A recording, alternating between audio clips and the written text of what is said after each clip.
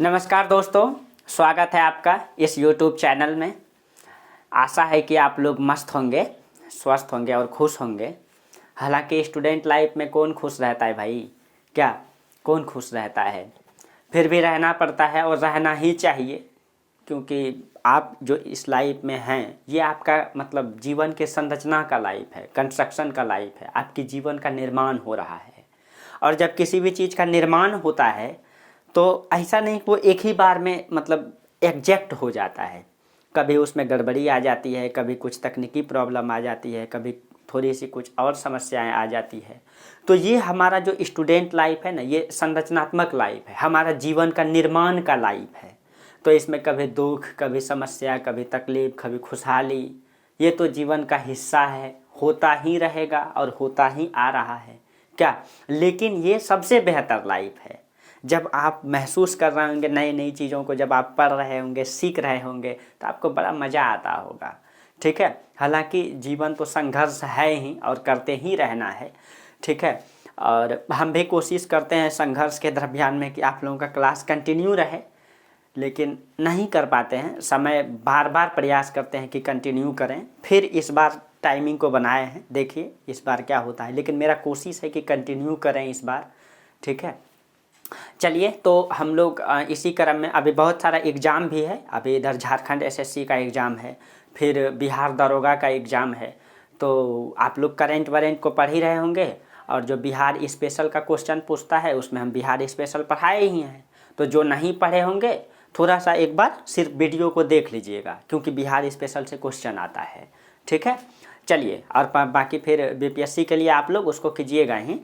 तो चलिए, हम लोग पिछले क्लास में पढ़ रहे थे इंडियन ज्योग्राफी में, यानी भारत का भूगोल में प्लेट टेक्टोनिक थ्योरी। ठीक है, अभी तक हम लोग भारत का भूगोल का सिर्फ और सिर्फ मतलब एक आधार तैयार कर रहे हैं। जैसे आप अपने लाइफ का आधार बना रहे हैं ना, पढ़ करके, जब कंप्लीट हो जाइएगा तब आप एग्ज़ाम दीजिएगा दरोगा का, ग्रेजुएट हो जाइएगा तब। तो उसी प्रकार से भारत का भूगोल पढ़ने के लिए अभी हम लोग इसको ग्रेजुएट कर रहे हैं एक प्रकार से। क्या मतलब भारत का भूगोल अभी स्टार्ट नहीं किए हैं, उसका मतलब बेसिक कॉन्सेप्ट को देख रहे हैं ना। पृथ्वी की आंतरिक संरचना, प्लेट टेक्टोनिक थ्योरी, महाद्वीप विस्थापन सिद्धांत, ये सब इंडियन ज्योग्राफी में आगे काम आएगा। तो इसको आप लोग एकदम अच्छे से कर लीजिएगा। आज जो है कि बेसिक का लास्ट चैप्टर है, इसके बाद हम लोग डायरेक्ट इंडियन ज्योग्राफी में आ जाएंगे। ठीक है, तो चलिए, आज है भूगर्भिक संरचना का इतिहास। हम आपको बताए थे कि पृथ्वी जो है शुरुआती चरण में आग का गोला था ना। देखिए, जैसे आप लोग ये वर्तमान पृथ्वी को देख रहे हैं, ये कितना हरा भरा है। आप लोग इसका सैटेलाइट पिक्चर भी देखे होंगे अच्छे से, पूरा पृथ्वी को सैटेलाइट में देखे होंगे आप लोग। पूरा हरा भरा दिखता है, नीला दिखता है ना। तो ये इसको बनने के लिए, ये पृथ्वी को बनने के लिए ये बहुत आग में तपी है। जैसे आप अपने लाइफ में तप रहे हैं, उस प्रकार से ये पृथ्वी भी तपी है। और दुनिया में किसी भी चीज़ का निर्माण जब होता है वो बेहतर पहले तप के आता है। जो ज़्यादा तपता है वो बेहतर कर पाता है ना। हीरा बनने के लिए टेम्परेचर 1800 से 1500 डिग्री से टेम्परेचर चाहिए तो वो हीरा बनता है। सोना बनने के लिए 1500 चाहिए तो वो सोना बनता है, 1200-1500। जबकि चांदी जो है कि 800-1000 तक में हो जाता है टेम्परेचर में, तो वो चांदी ही रह पाता है। तो आप अपने जीवन में जितना संघर्ष करेंगे, जितना तपेंगे, उतना बेहतर हीरा बन के उभरेंगे। ठीक है, तो बस ये जस्ट लाइक पृथ्वी है। ये जो हमारा पृथ्वी है ना, जो वर्तमान में देख रहे हैं, ये ऐसा तो था नहीं, हम लोग पढ़ चुके हैं पहले। ये आग का गोला था।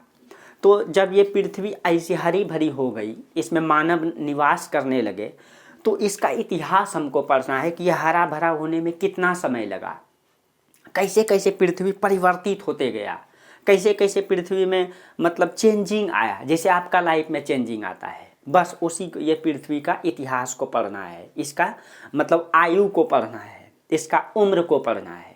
ठीक है, तो जिस प्रकार से हम लोग मनुष्य को पढ़ते हैं, जैसे आपका लाइफ है, एक मनुष्य का लाइफ है, हम लोग क्या किए हैं कि मतलब बृहदारण्यक उपनिषद में शायद आता है, या तैत्तिरीय संहिता होगा या बृहदारण्यक उपनिषद, एग्जैक्ट ध्यान में नहीं है। उसमें हम लोग देखे हैं कि अपने जीवन को मतलब हिंदू परंपरा के अनुसार, सनातन परंपरा के अनुसार, एक मनुष्य का जीवन को 100 वर्ष मान लिया गया है। उसको आश्रम व्यवस्था कहते हैं, और उसको 4 भागों में बांट दिया है। पहला क्या है, मतलब कि ब्रह्मचर्य आश्रम, दूसरा क्या है गृहस्थ आश्रम, तीसरा वानप्रस्थ और अंतिम में संन्यास आश्रम है। बस सेम टू सेम पृथ्वी को करना है। यानी जैसे कि हम लोग मनुष्य को पढ़ते हैं, मनुष्य का जीवन को 100 साल मान लिए और इसको 4 भागों में बांट दिए हैं ना, 4 भागों में 25-25 करके बांट दिए हैं, इसको 25-25 करके 4 भागों में बांट दिए हैं। और उसमें क्या किए हैं, जो शुरू का 25 साल होता है ये पढ़ने लिखने का उम्र होता है, ये सीखने का उम्र होता है, ये अपने जीवन का रचनात्मक कार्य का उम्र होता है, अपने जीवन का निर्माण का उम्र होता है। इसीलिए इसको ब्रह्मचर्य आश्रम कहा गया है, मतलब आश्रम व्यवस्था में। दूसरा वाला में शादी विवाह करके अपना मतलब जीवन के साथ गृहिणी मतलब करके एक प्रकार से अपना जीवन चलाते हैं, उसको गृहस्थ आश्रम कहा गया है। उसमें पारिवारिक बंधनों से वो व्यक्ति बंधा रहेगा। तीसरा में वानप्रस्थ आश्रम होता है और चौथा में संन्यास आश्रम होता है। ठीक है, जैसे मनुष्य का जीवन को 4 भागों में बांट दिए हैं ना, और ऐसे बोलेंगे तो युवावस्था 3 भागों में, युवावस्था, पौढ़ावस्था और वृद्धावस्था। जस्ट इस पृथ्वी को भी वैसे बांट देना है, जब से पृथ्वी का जन्म हुआ और आज तक, बस उसकी भाषा क्या हो जाएगा, चेंज हो जाएगा। ठीक है, वहाँ पे हम लोग दूसरी भाषा का प्रयोग करेंगे, ज्योग्राफिकल भाषा का, साइंस की भाषा का प्रयोग करेंगे, बस अंतर इतना ही होगा। चलिए तो हम लोग स्टार्ट करते हैं। देखिए ये जो पृथ्वी है इसको ना 5 महाकल्प में बांटे हैं, ये थोड़ी भाषा है। ठीक है, देखिए इसको जो है 5 महाकल्प में बांटे हैं। अभी ये समझ में आ जाएगा आपको, आप चिंता नहीं कीजिए, आप लोग सिर्फ इसको नोट करते चलिएगा। इसको 5 महाकल्प में बांटे, महाकल्प, महाकल्प, और 18 कल्प में बांटे हैं, 18 कल्प में बांटे हैं। ये महाकल्प और कल्प क्या है, और इसको 4 युग में बांटे हैं, 4 युग में बांटे हैं। इसको आप लोग नोट कर लीजिएगा। ठीक है, अब ये है क्या, इसको देखना है। देखिए जो ये 5 महाकल्प है इसको साइड में आप लोग लिख लीजिए। हम पहले 5 महाकल्प को लिखा देते हैं। इसमें है एजोइक, उसको प्री पैलियोजोइक भी कहते हैं, तो पहले उसी को नोट कीजिएगा आप लोग। तो इसको हम लोग लिख दीजिए प्री पैलियोजोइक, पैलियोजोइक महाकल्प लिख लीजिएगा, प्री पैलियोजोइक महाकल्प लिखिएगा आप लोग, महाकल्प। इधर नहीं दिख रहा होगा, आप लोग लिख लीजिएगा, ये एक। दूसरा में पैलियोजोइक, इसमें डबल होगा, पैलियोजोइक, पैलियोजोइक महाकल्प, प्री पैलियोजोइक, पैलियोजोइक। तीसरा में है Mesozoic, Mesozoic, pre Palaeozoic, Palaeozoic, Mesozoic, Cenozoic, Cenozoic. ठीक, और 5वां में है नियोजोइक, नियोजोइक। इसको ना एकदम कंठ पे, जुबान पे रखिएगा आप लोग, हमेशा याद रखिएगा, क्योंकि बहुत काम आएगा, हमेशा काम आएगा ये, आपको आपका लाइफ में भी काम आएगा। ठीक है, तो ये 5 भागों में हो गया। तो यहाँ पे हम लोग क्या बोले हैं, 5 महाकल्प, ये हो गया 5 महाकल्प, बस इसको ध्यान में रखना है। अब देखिए इसको जो पहला वाला को कुछ नहीं, दूसरा वाला को प्रथम युग की संज्ञा देते हैं, प्रथम युग, पहला वाला को सॉरी दूसरा वाला को, तो इसको प्रथम युग की संज्ञा देते हैं, प्रथम युग। अब इसको द्वितीयक युग, द्वितीयक युग की संज्ञा, इसको तृतीयक युग की संज्ञा देते हैं। ठीक, इसको चतुर्थक युग की संज्ञा देते हैं।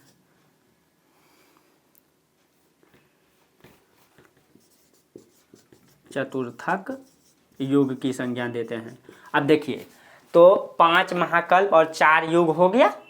ठीक है, बस इसको समझना है। अब देखिए तो माना जाता है कि जब पृथ्वी आग का गोला था तो इसमें लाखों वर्ष बारिश हुआ, बारिश होने के बाद आग जब वो ऊपर का चट्टान ठंडा हुआ, आप मतलब एक प्रकार से इमेजिन कीजिए, ऊपर का चट्टान जब ठंडा हुआ होगा, पूरा परत जमा हुआ होगा चट्टान का। ठीक है, तो वो शुरुआती चरण में पूरा पृथ्वी आग का चट्टान था जम करके। उसके बाद चट्टान के बाद इसमें लाखों वर्ष तक बारिश हुआ, धूप इसमें पड़ा, इसमें हवाएं चली, तो वो चट्टान धीरे धीरे टूट फूट हुआ। टूट फूट होने के बाद जो है मिट्टी का निर्माण हुआ। मिट्टी का निर्माण हुआ तो पेड़ पौधा उगा, पेड़ पौधा उगा, जीव जंतु उगा। ठीक है, जीव जंतु के बाद नदी, तालाब, झरना, ये धीरे धीरे इसका निर्माण होने लगा। तो वर्तमान में कुछ जो पृथ्वी है तो इस प्रकार से दिखाई देती है। ठीक है, लेकिन इसको बनने का जो क्रम है बस इसी को पढ़ना है। ठीक है, देखिए तो महाकल्प में 5 महाकल्प आपको बताए। तो चलिए स्टार्ट करते हैं हम लोग। तो 5 महाकल्प में पहला कौन सा है? Pre Palaeozoic. तो 1 नंबर से स्टार्ट करिए लिखना। शुरुआती चरण में जो पृथ्वी था ना, जैसे आपका लाइफ को बांट दीजिए उसी प्रकार से पृथ्वी का लाइफ को बांट देते हैं। तो शुरुआती चरण में पृथ्वी को बांटे हैं प्री पैलियोजोइक। प्री पैलियोजोइक महाकल्प, महाकल्प। ठीक, प्री पैलियोजोइक महाकल्प, ये एक हो गया। इसको जो है ना 2 कल्प में बांटे हैं, इसको 2 कल्प में बांटे हैं, यही आपको समझना है। इसको 2 कल्प में बांटे हैं।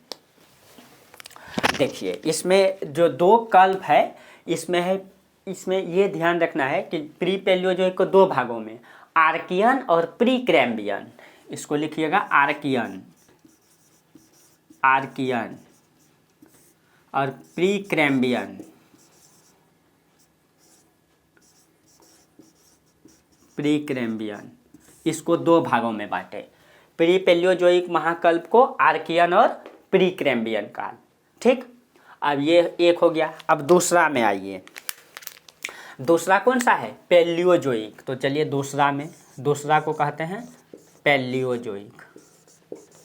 पैलियोजोइक, ये जो पैलियोजोइक है इसको हम लोग 5 भागों में बांटे हैं। 5, Cambrian, Devonian, Ordovician, Silurian, Permian. 6 भागों में इसको हो जाएगा, इसको 6 भागों में। तो इसको 6 भाग में बांटना है इस प्रकार से। तो प्री कैम्बियन के बाद इसको बांटे हैं कैम्बियन। इसको 6 भागों में बांटिए। Cambrian, Cambrian, Devonian, Devonian, Devonian, Silurian, रुक जाइए, कैम्बियन और हाँ ऑर्डोविशियन है पहले, Ordovician, sorry, Cambrian, Ordovician, Silurian, तब डिवोनियन। ऑर्डोविशियन, ऑर्डोविशियन, इसको एकदम रट लेना है। Ordovician, Cambrian, Ordovician, Silurian, Silurian, उसके बाद डिवोनियन, डिवोनियन, डिवोनियन के बाद कार्बोनिफेरस। आप लोग सुने होंगे कार्बोनिफेरस, कार्बोनिफेरस। एक है इसी में पर्मियन, पर्मियन। कितना हो गया? इसको बांटे कितना भाग में? 6 भाग में। इसको कितना भाग में? 2 भाग में। ठीक है, तो इसको याद रख लेना है। प्री पैलियोजोइक को आर्कियन, प्री कैम्बियन। पैलियोजोइक को Cambrian, Ordovician, Silurian, Devonian, Carboniferous, Permian. 6 भागों में। ठीक है, चलिए अब इधर इसको मिटा देंगे हम। अब देखिए इधर तीसरा नंबर यहाँ लिखते हैं। उसके बाद मेसोजोइक है। ठीक है,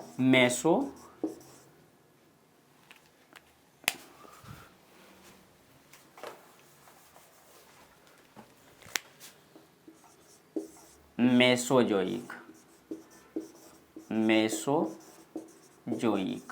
जो मेसोजोइक है ना इसको 3 भागों में बांट दीजिए, इसको 3 भाग में।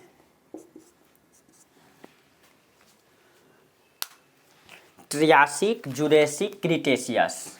इसको लिखिएगा।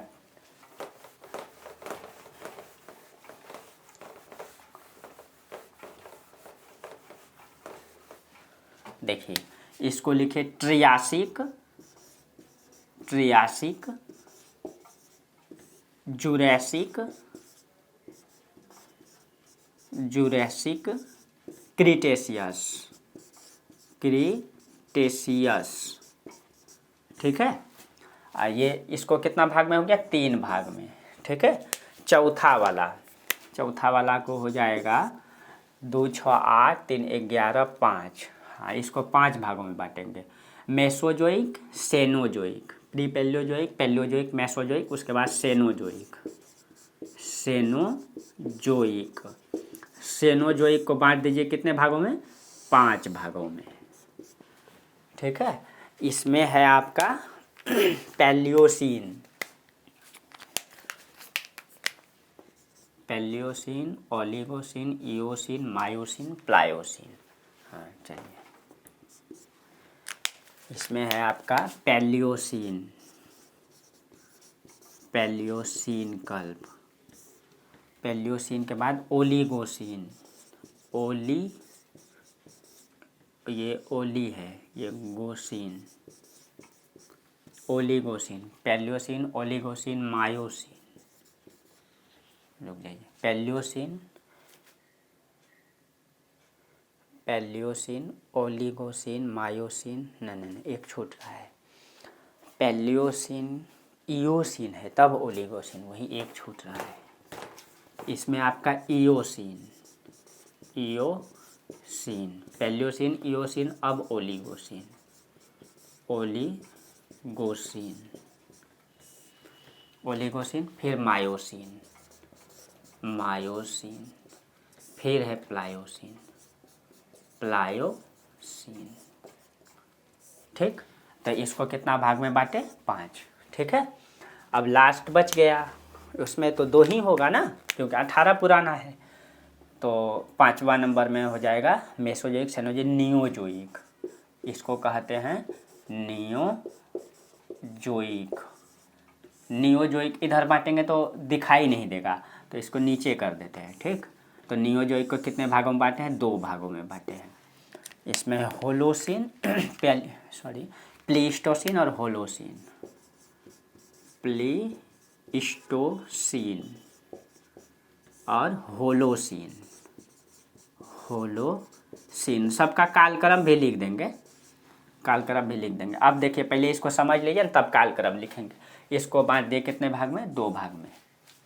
देखिए, अब पहले ये समझिए, ये भूगर्भिक संरचना का इतिहास है। तो पहले प्री पैलियोजोइक, प्री मतलब इसको 5 महाकल्प में बांटे हैं। 5 महाकल्प जो है तो कौन कौन सा है? प्री पैलियोजोइक महाकल्प, पैलियोजोइक, मेसोजोइक, सेनोजोइक, नियोजोइक। ठीक है, अब हम बोले थे उसको 4 युग और 18 महाकल्प में बांटे हैं, कल्प में बांटे हैं। तो कल्प का मतलब हो गया, महाकल्प का जो भाग है उसको कल्प कहते हैं। अंग्रेजी में लिख लीजिएगा, तो महाकल्प को इपोक कहते हैं। आप लोग लिख सकते हैं EPOK। ठीक है, इपोक। युग को ERA, कल्प को पीरियड PERIOD, पीरियड कहते हैं। ठीक है, तो अब देखिए, जो महाकल्प है, महाकल्प को किसमें? कल्प में बांटे हैं। तो पहला वाला महाकल्प को कितने भागों में? 2, दूसरा वाला को 6, तीसरा वाला को 3, चौथा वाला को 5 और लास्ट में 2। इसको ना आप लोग कंठस्थ कर लीजिएगा। अब हम बोले थे 18 पूर्ण गया ना हम लोगों का, 2, 6, 8, 3, 11, 5, 16, 2, 18। अब 4 युग, तो पहला वाला को कोई युग में नहीं बांटे हैं। दूसरा वाला को इसको प्रथम युग की संज्ञा दी गई है, इसको प्रथम युग की संज्ञा दी गई है। दूसरा वाला को द्वितीयक युग, द्वितीयक युग की संज्ञा दी गई है। तीसरा वाला को चौथा वाला को तृतीयक युग की संज्ञा दी गई है, तृतीयक युग की संज्ञा दी गई है। और इसको चतुर्थक युग की संज्ञा दी गई है, चतुर्थक युग की संज्ञा दी गई है। तो 4 युग भी क्लियर हो गया आपका। ठीक है, अब इसको आप लोग हमेशा कंठस्थ कर लीजिएगा। ठीक है, ये मतलब कि ये पृथ्वी का जो भूगर्भिक संरचना है उसका इतिहास है। इसमें अब यही बताएंगे, आप लोग पढ़े होंगे, यही कार्बोनिफेरस काल है। जिसमें कार्बोनिफेरस काल को कोयला का काल कहा जाता है ना, कोयला। ये जुरैसिक काल जो है डायनासोर का काल कहा जाता है कि जुरैसिक काल, इसी काल में डायनासोर आया था पृथ्वी में। मतलब पृथ्वी जो प्री पैलियोजोइक है, इसमें आर्कियन क्रम की चट्टान मिलेगा आपको, मतलब आग से जो शुरुआती प्राथमिक चट्टान इसको कहते हैं। मानव की उस उत्पत्ति इस काल में तृतीयक युग का मायोसीन काल में हुआ है। बस ये इसको ध्यान में रखना है, इसी से हम पूरा भूगर्भिक संरचना क्लियर हो जाएगा। इसी में थोड़ा सा अगर मतलब इसको पीरियड अगर आप लोग जानना चाहिए कि इसका ईस्वी कब है। जब शुरू चरण में पृथ्वी की उत्पत्ति हुई थी तो माना जाता है कि आर्कियन काल का जो युग है ये बताया जाता है 250 करोड़ बीसी आप लोग नहीं जानते, थोड़ा सा बता देते हैं। अभी हम लोग कब है 2023 में है ना, तो कभी न कभी 1000 होगा इसी तरह से, कभी मतलब इसी तरह 100 भी होगा। जिस दिन कैलेंडर बना यानी एक को हम लोग कैलेंडर बनाए, इससे पहले कैलेंडर नहीं था। जब से कैलेंडर बना तब से हम लोग 2023 में आ चुके हैं, या 2000 साल अब 23 साल हो चुका है। अब जो इस तारीख को कैलेंडर बनाए तो इस दिन माना जाता है कि ईसा मसीह का जन्मदिन हुआ, ईसा मसीह का, ठीक है, ईसा मसीह। अब देखिए ईसा मसीह का जन्मदिन के बाद से कैलेंडर बना, तो इसीलिए यहाँ से इधर यानी एक से मतलब ईसा मसीह के बाद इसको कहते हैं एडी, एनो डोमनी, ठीक है, ईस्वी पूर्व, सॉरी ईस्वी सन कहते हैं, ठीक है, यानी ईसा मसीह के बाद। इससे पहले अगर जाएंगे, इससे पहले 100 साल पहले, इससे पहले 10,000 साल पहले, 1,00,000 साल पहले, इसको कहते हैं बीसी यानी बिफोर क्राइस्ट मतलब ईसा मसीह से पहले, बिफोर मतलब पहले, तो ईसा मसीह के पहले, इसीलिए इधर कहते हैं बीसी। इधर जितना भी पीछे जाएंगे, ठीक है, तो ये बीसी है, यानी कि दो पहले हम बीसी में कब जाएंगे 2000 साल पहले। गौतम बुद्ध का जन्म कहते हैं 500 मतलब कि 63 बीसी में हुआ है ना, सॉरी 500 कितना में 83 बीसी में ना, और नहीं सॉरी 563 है, ठीक है ना, बोल रहे हैं, भूल जाते हैं कभी कभी भाई। गौतम बुद्ध का जन्म 563 है ना, मृत्यु 483 में, हाँ, तो वही तो 563 बीसी में हुआ है। तो ये बीसी का मतलब क्या, 563 बीसी मतलब पहले 2000 साल पीछे जाएंगे और फिर उसके 500 साल पीछे जाएंगे, इससे 100 साल पीछे, 500 साल पीछे, इसी तरह 2000 साल पीछे, ये हो गया बीसी। तो ये बीसी हो गया। हालांकि पृथ्वी की उत्पत्ति में उतना मायने नहीं रखता है, थोड़ा सा हम बता दिए, इतिहास चैप्टर में इसको अच्छा से बताए हैं, ठीक है। हाँ, जिसको नहीं समझ में आएगा कमेंट कर दीजिएगा, हम अगले क्लास में और मतलब डिस्क्राइब कर देंगे।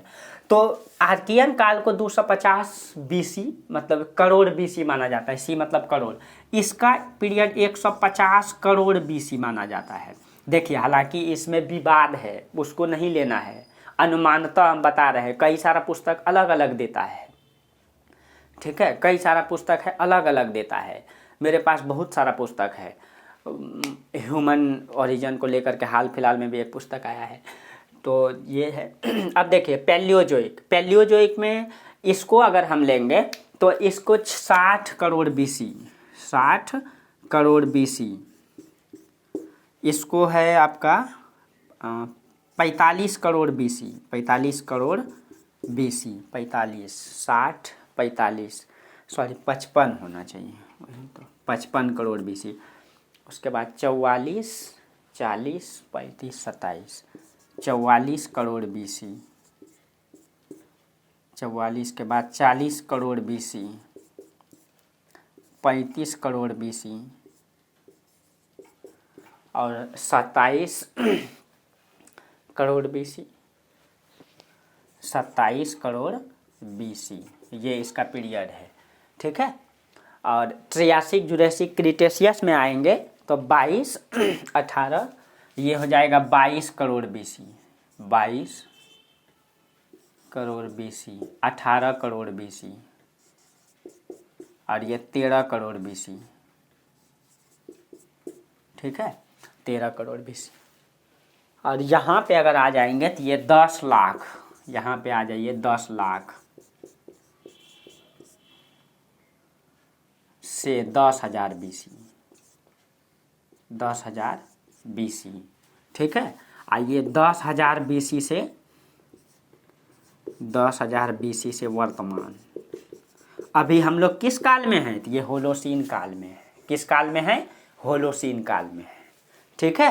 क्लियर हुआ? ये इसका उतना ध्यान नहीं है, कन्फ्यूजन भी है, आप लोग सर्च मार के देख लीजिएगा थोड़ा सा, ठीक है। तो इसमें 13 के बाद 10 है, ऐसे ही कुछ करके है, तो ये है, ठीक है। हालांकि अब देखिए, अगर हम बोलेंगे मानव की उत्पत्ति तो मायोसीन काल में हुआ है। पहली बात, जो बंदर आया पृथ्वी पर पेलियोसीन काल से, इयोसीन काल से ही बंदर दिखने लगा था, ठीक है। पेलियोसीन इयोसीन काल से, पेलियोसीन काल में माना जाता है प्राइमेट्स का विकास हुआ। प्राइमेट्स मतलब जो कपी, मतलब बंदर हो गया, ये जो छछूंदर प्रकृति का है वो हो गया, आपका वानर हो गया, ये सब जीव इसी काल में आ गया था, पेलियोसीन काल में। उसी मतलब बांदर से यानी चिंपैंजी से हम लोगों का मनुष्य की उत्पत्ति हुई। इयोसीन काल में थोड़ा थोड़ा वो और विकसित किया गया, ओलिगोसीन में और विकसित हुआ, मायोसीन में पहला मानव देखा गया जिसको ऑस्ट्रेलियोपिथेकस कहते हैं ना वो। तो थोड़ा सा हम ये भी बता देते हैं, मानव की उत्पत्ति अगर आपसे पूछेगा ना तो यहाँ हुआ है, ठीक है। मानव की उत्पत्ति किसमें? तृतीयक युग के मायोसीन कल्प में, तृतीयक युग के मायोसीन कल्प में अगर कोई पूछे तो ये आप बता। और इसमें जो सबसे मानव का जो सबसे आदि पूर्वज है, अगर उसको भी हम लिख दें तो यहाँ पे हम लिख देते हैं, आप लोग उतार लीजिएगा। सबसे पहला मानव था, एक तो पहले तो रामापिथेकस था, ठीक है। जो मानव का पहला आदि पूर्वज माना जाता है, रामापिथेकस को माना जाता है। जो रामापिथेकस था ना वो 2 भागों में बट गया था, थोड़ा हम बता देते हैं इसमें, जब ये बताए ही हैं तो इसमें बता देते हैं। पहला मानव था रामापिथेकस, रामापिथेकस। देखिए ये रामापिथेकस मानव नहीं था, ये रामापिथेकस जो है ना चिंपैंजी ही था। ये रामापिथेकस शुरुआती चरण में 2 भागों में बट गया था, एक चल गया था जंगल में, एक चल गया था जंगल में, और एक आ गया मैदानी भागों में। एक कहाँ आ गया? मैदानी भागों में। जो जंगल में आ गया वो अभी भी जंगली ही है, उसका नाम दिया गया था जंगली मानव, उसको महाकपि कहा गया था, महाकपि। और जो दूसरा वाला जो मैदानी भाग में आ गया, वहीं से मनुष्य का उत्पत्ति हुआ पहली बार। और यहाँ पे सबसे पहला आदि पूर्वज हो गया ऑस्ट्रेलोपिथेकस। ये मानव का सबसे आदि पूर्वज है। ये चारों पैर का उपयोग करते थे ये मानव, ऑस्ट्रेलोपिथेकस, जो मैदानी भागों में आए थे, ठीक है। ऑस्ट्रेलोपिथेकस के बाद होमो हेबिलस, ठीक है, होमो हेबिलस लिख लीजिएगा आप लोग, हेबिलस, ठीक है। इसके बाद हम इधर लिखते हैं, इधर दिखेगा, यहाँ चमकता होगा शायद, एक सेकेंड, इधर लिख देते हैं, यहाँ दिखेगा होमो हेबिलस। होमो हेबिलस के बाद हेडलबर्ग, यहाँ पे लिख दीजिएगा हेडलबर्ग के बाद मतलब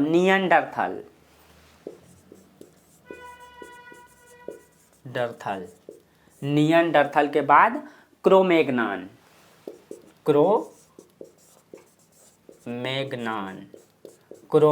के बाद होमोसेपियंस। ये मानव का सबसे निकटतम पूर्वज।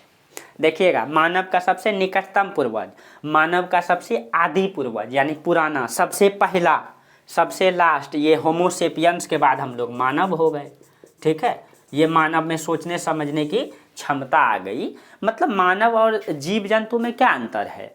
मनुष्य और जीव जंतु में यही अंतर है कि मनुष्य में सोचने समझने की क्षमता है, मनुष्य में एक भाव होता है। देखिए, भाव जानवर में भी होता है, लेकिन मनुष्य की बौद्धिक क्षमता ही जानवर से अलग करती है मनुष्य को। कैसे? तो जब मान लीजिए मनुष्य में जो ये भाव का गुण देखा गया है, वैज्ञानिकों का मानना है कि जानवर में वो भाव नहीं होती जो मनुष्य में होता है। अगर मनुष्य को एक पीड़ा हो जाता है, किसी माँ का बच्चा अगर मतलब बिछड़ जाता है किसी कारणवश, तो वो मनुष्य ना जीवन भर इस बात को मतलब महसूस करते रहता है। परिवार में थोड़ा सा टूट फूट होता है तो थोड़ा जीवन भर उसको तकलीफ होता है। ये मनुष्य का गुण होता है, जो बौद्धिक क्षमता होती है, ये भावना की गुण होती है।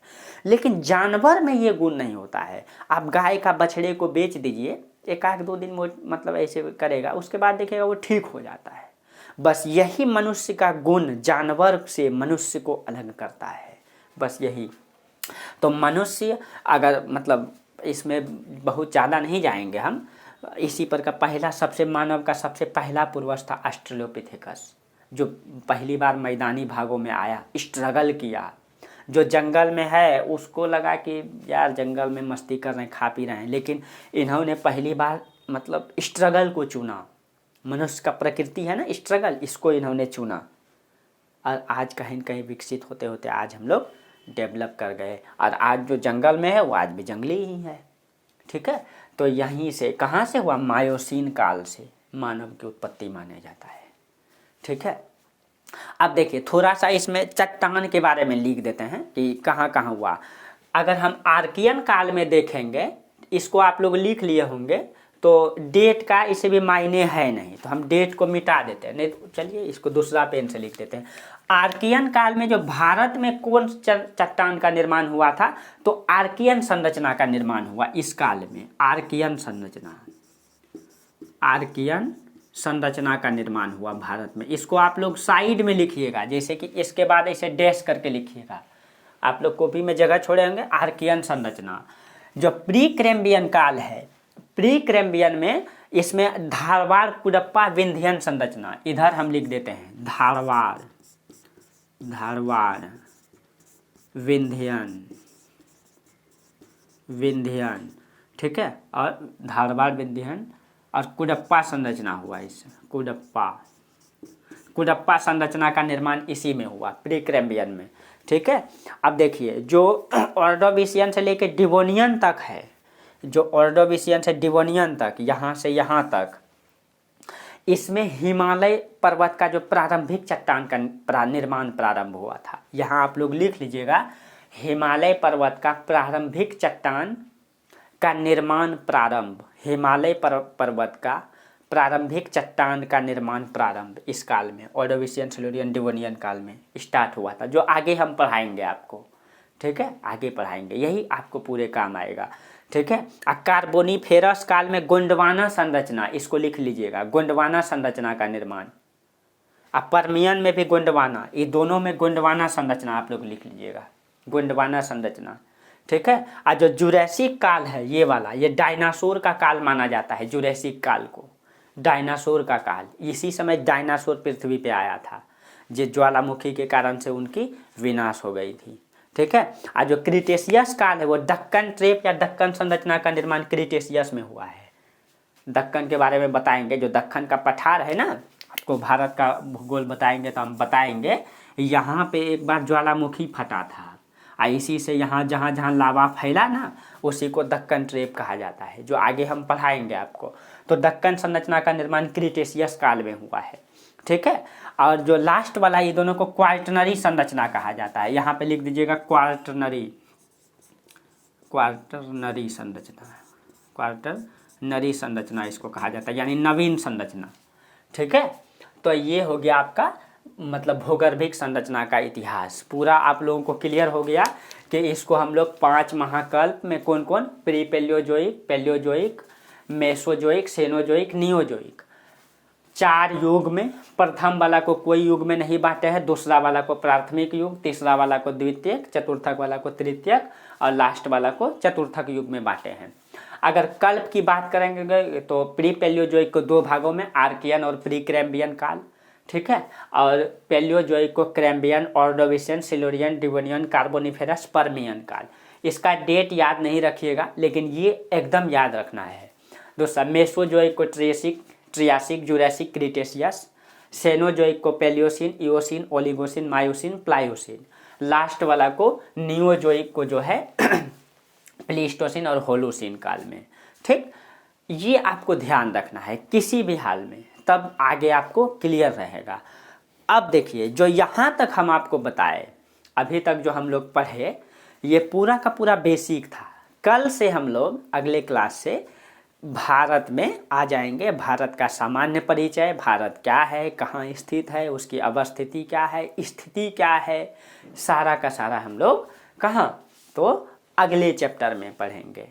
ठीक है, अगले चैप्टर में हम लोग पूरा का पूरा क्लियर हो जाएगा कि क्या क्या भारत का सामान्य परिचय है। ठीक है, चलिए, तो आज हम लोग यहीं तक रहने देते हैं। अब कोशिश है मेरा कि आप लोगों का क्लास कंटिन्यू हो और आप लोग भी आगे बढ़ाने का कोशिश कीजिए।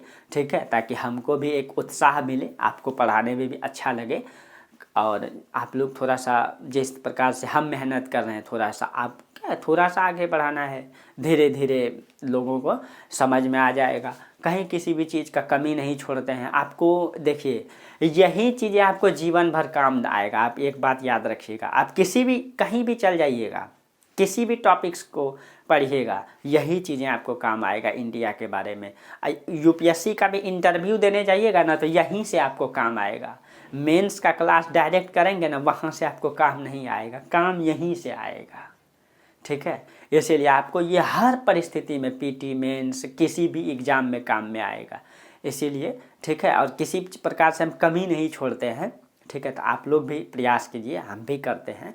चलिए, तो आज यहीं तक रहने देते हैं, फिर आप लोगों से अगली क्लास में बात करेंगे। तब तक के लिए आप लोगों को बहुत बहुत धन्यवाद। Thank you.